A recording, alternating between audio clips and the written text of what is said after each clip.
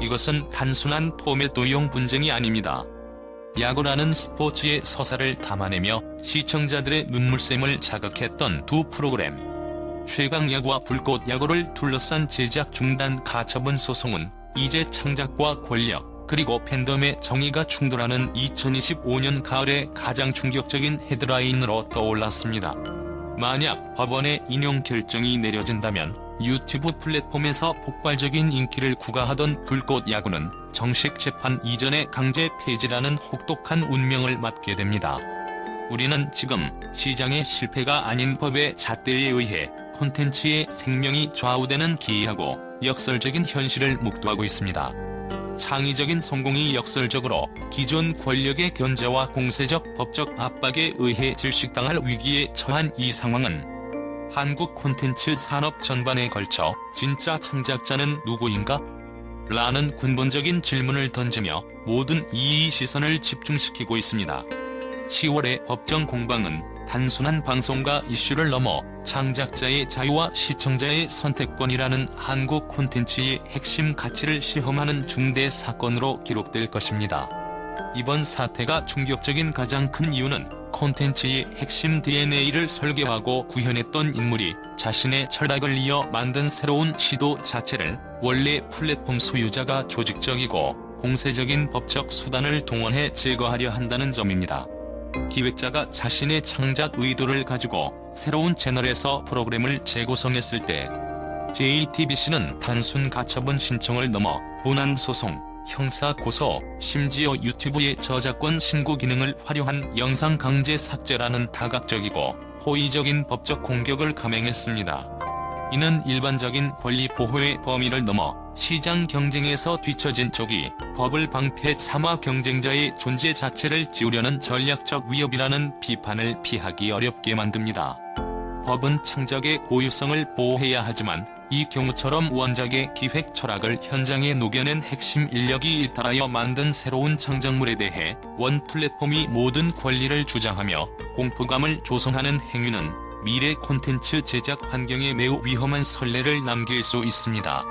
법조계 전문가들은 JTBC의 이러한 집요한 법적 움직임이 이중적 의도를 내포하고 있다고 분석합니다.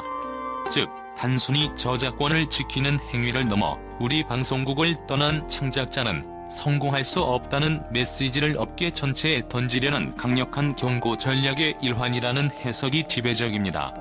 이 분쟁의 본질적인 법적 쟁점은 저작권이 보호하는 대상이 어디까지인가에 대한 근본적인 물음입니다.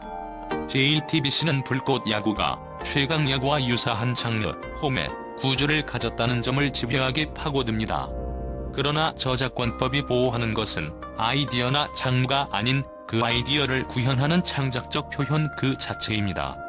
예를 들어 야구 경기 자체의 구성은 야구라는 스포츠가 가진 공공서사 구조에 해당하며 이는 특정 방송사가 독점할 수 없는 영역입니다. 불꽃야구는 완전히 새로운 로고와 유니폼을 제작했고 유튜브라는 독립 채널을 통해 방송하며 기존과는 확연히 다른 연출 톤과 편집 감성, 그리고 촬영 기법을 구축했습니다. 만약 CG 그래픽이나 독창적인 자막 폰트, 대본 속의 고유한 표현 등 핵심적인 창작 요소가 복제되었다면 명백한 침해겠지만 현재 JTBC가 주장하는 유사성은 대부분 장르의 일반 관행에 가깝다는 반론이 강력합니다. 이는 결국 국내 법원이 예능 프로그램의 포맷을 어디까지 구체적인 창작물로 인정할 것인지에 대한 판례를 남기게 되며 이는 향후 모든 외주 제작 계약과 콘텐츠 개발 방향에 막대한 영향을 미칠 수밖에 없다는 점에서 중대한 주목을 요합니다. 불꽃야구에 대한 팬들의 압도적인 지지 움직임은 이번 사태가 기존 방송국의 논리를 넘어섰음을 보여주는 핵심 지표입니다. 팬들은 불꽃야구를 단순한 소비재가 아닌 창작자와 함께 만들어가는 공동체 서사로 인식하고 있습니다. 불꽃야구는 라이브 직관 기획, 실시간 댓글 소통, 시청자 피드백의 즉각적인 반영, 출연진과 팬 간의 적극적인 스킨십 등 뉴미디어 플랫폼의 장점을 극대화했습니다. 이러한 쌍방향 소통과 진심 어린 태도는 팬들로 하여금 이 콘텐츠는 우리 것이라는 강한 소속감을 느끼게 했으며 법적 분쟁 상황에서 이들을 단순한 시청자가 아닌 콘텐츠의 수호자로 변모시켰습니다. 실제로 불꽃 야구는 채널 개설 후 1년 만에 구독자 120만 명을 돌파하며 기존 최강 야구 대비 $300%에 육박하는 라이브 시청률을 기록하는 등 진정성이 곧 콘텐츠 파워임을 증명했습니다.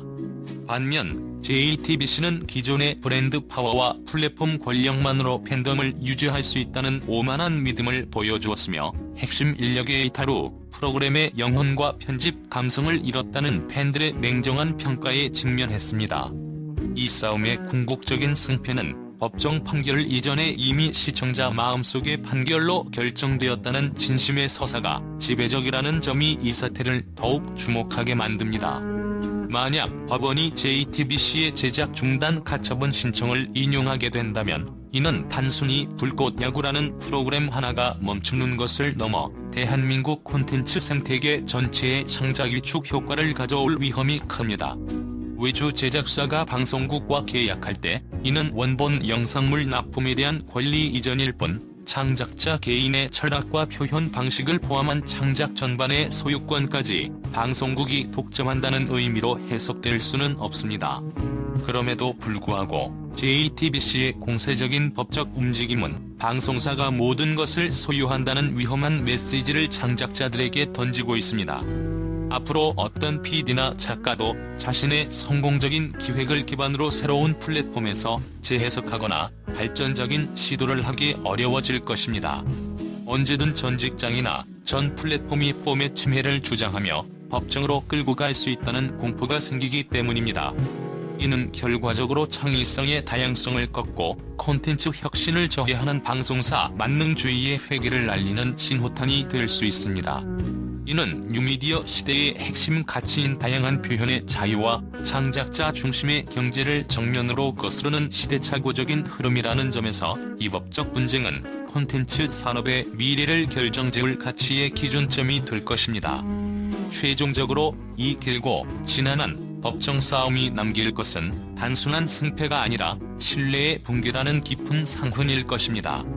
소송의 명분이 저작권 보호일지라도 그 과정에서 드러난 경쟁자의 성공에 대한 질투심과 공포는 이미 시청자와 업계 관계자들의 마음속에 명확히 각인되었습니다. 한때 최강야구라는 이름으로 함께 웃고 울었던 팬들은 이제 그 프로그램이 서로를 공격하는 싸움터가 된 것에 지쳐가고 있으며 콘텐츠에 대한 순수한 몰입과 감동은 차갑게 식어가고 있습니다. 이 싸움의 진짜 패배자는 불꽃 야구의 창작자도 최강야구의 소유자도 아닌 콘텐츠 자체의 가치와 그를 둘러싼 신뢰일 수 있습니다. 법정의 판결이 아무리 정교한 법리로 무장된다 하더라도 팬심은 결국 누가 진심으로 창작을 했고 누가 계산적으로 소유를 주장했는가를 기억합니다. 10월 법원의 결정은 한국 콘텐츠 생태계 구조적 문제를 수면 위로 끌어올리는 강력한 촉매제가 될 것이며 그 결과는 앞으로 수많은 창작자와 플랫폼 간의 관계를 재정립하는 기준이 될 것입니다. 이 논쟁의 끝에 우리가 마주할 미래는 법의 논리가 지배하는 경직된 시장인가 아니면 진심과 창작의 자유가 꽃피는 새로운 생태계인가에 대한 최종 선택을 요구하고 있습니다.